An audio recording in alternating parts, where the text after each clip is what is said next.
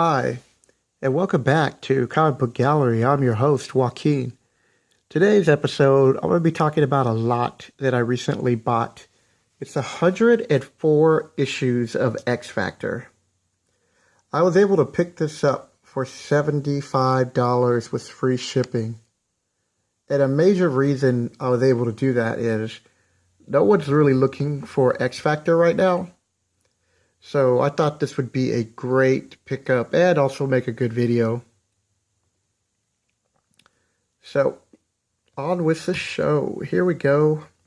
I'm only going to go over the keys and highlight a few other books, but the first one up is X Factor number 1. See if I can get it a better focus.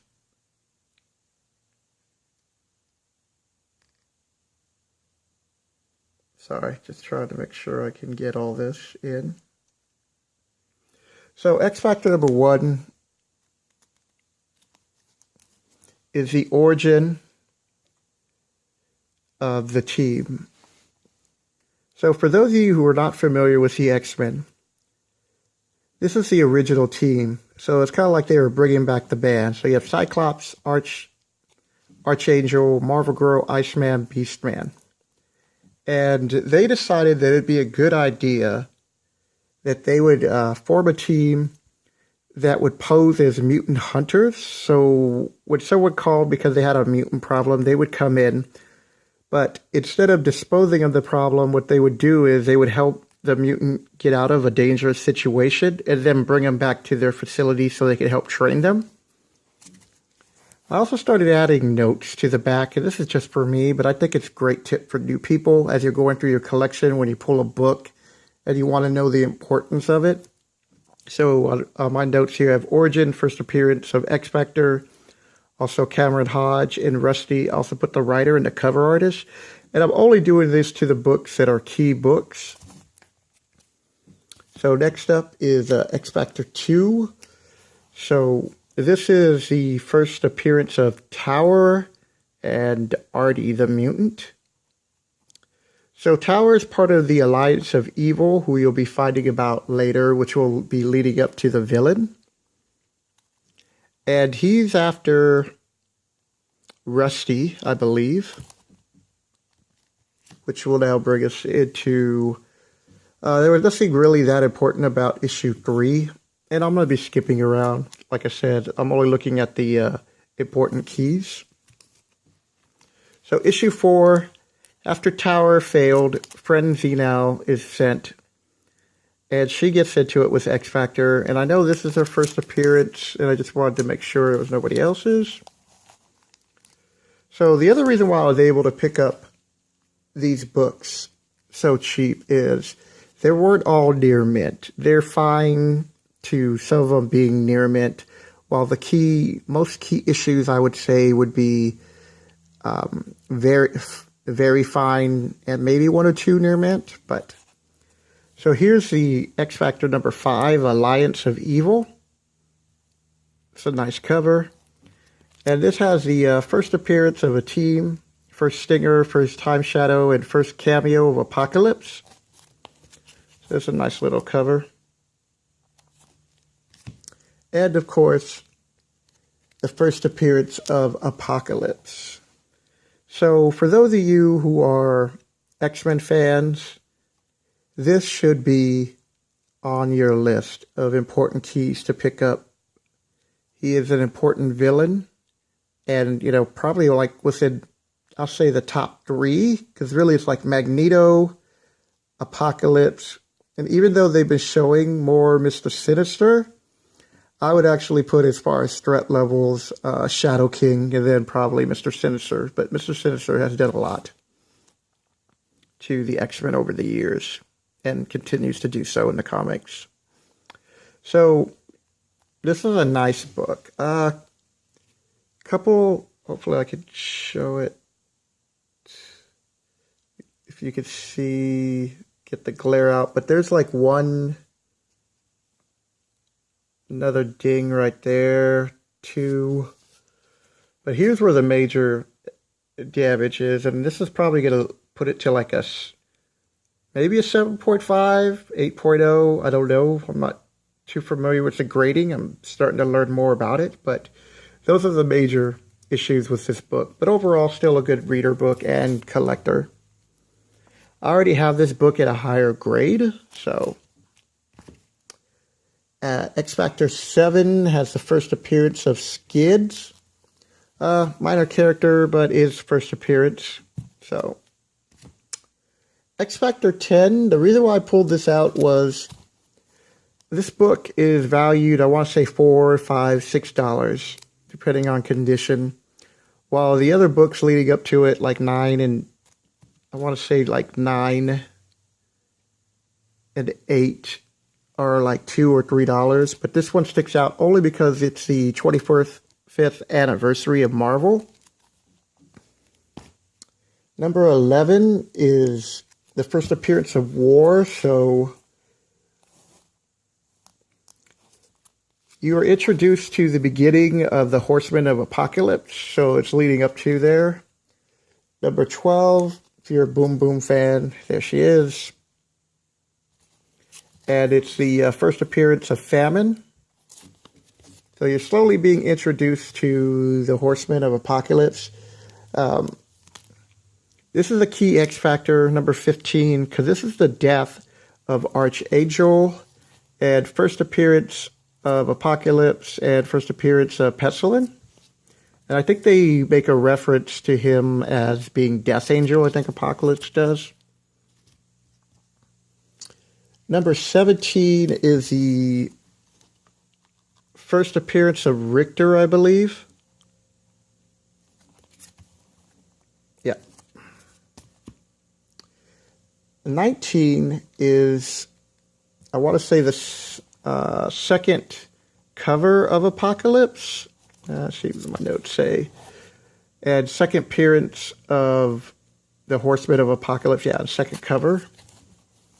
So that's a nice little cover. And 23, at this point, Cameron Hodge has turned on the team, and he's now trying to hunt down mutants. And here you got a cameo of Archangel. It's the significance of that. And here we go. Another key issue to have if you're collecting comics besides Apocalypse, Archangel. So here's his first full appearance. And you also get the origin of Apocalypse. So this is a nice book to pick up. And this one, I want to say, the condition on this, hopefully I can get it where you don't really see that much of the glare. I want to say this is near mint, whether it's a 9.6 or 9.4, I don't know. But I would probably send this, and I've checked the back and front. And inside the covers, everything's complete. There's no smudges. I would send this in, so hopefully we'll get a 9.6 and maybe even a 9.8. 25, and this is like really the last key book as far as collectors go for the X Factor run. This is the Fall of the Mutant, Day of Judgment, and the second appearance of Archangel. While it's a minor key, it's still nice to have. And a nice cover. So the other books that I picked out don't really have that much of a value. It's not like you need to collect these, but they do tell a story. And I believe this is a crossover, so this is Inferno. So Madeline Pride has kidnapped Scott and her child, baby Cable. And she's granted powers by a demon. Sorry about that. I am filming at PFC Games, located in Linwood, Washington. Now, while PFC Games is not a comic book store, it's a gaming store, miniature figures, Magic the Gathering, RPG. The owner, who is also my friend, has let me come in before they open up to film. So I apologize for the phone in the background. So back to number 37. As I was saying, she asked a demon to ask her for help he grants her powers, and she is now known as the Goblin Queen. And here we have a continuation of number 39 of the story. Oh, sorry, out of order. 38. I included these three because this is a nice little story to read about them. And this is concluded in 39. And I believe Mr. Sinister makes an appearance in here. I don't recall, but I want to say yes. And there's a battle involved in this too. Sorry for bringing that back so quick. Next is the end game. And what I liked about this was the artwork. And you had these bonus features called the Apocalypse Files, where he breaks down each of the members and talks about their strengths and weaknesses. And at this point, X Factor are fighting Apocalypse and his new... he doesn't have the Horsemen anymore, and I want to say they're the Death Riders, but they're a new group that are Apocalypse's henchmen. And at one point, they take it to the moon.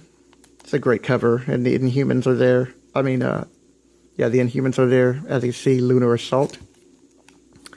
And here's a nice little... If you're going to read this storyline, this explains why they had to give up Cable and the infection that he has that's killing him. So in this, I forget who, but she comes back from the future to come and rescue Cable, and she lets them know that if she takes Cable back with her, that they will never see Cable again. And I forget how they explain it, but that's how the story goes. So this is why you see the title, Bit of Sacrifice.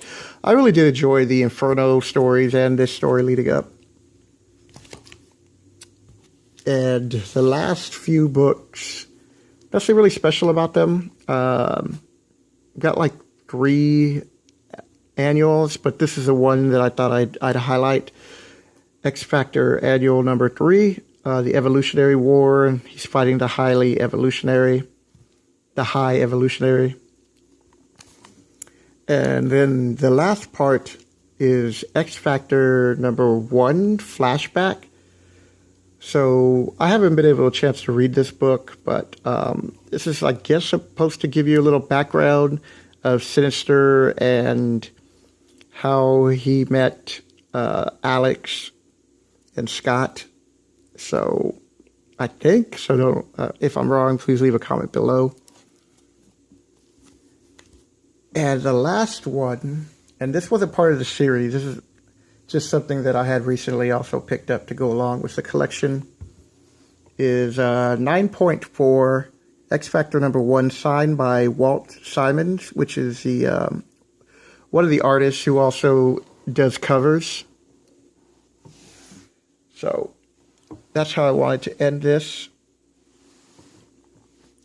For all you new people out there collecting comic books, what I would suggest is that you first go and start reading what's ever current.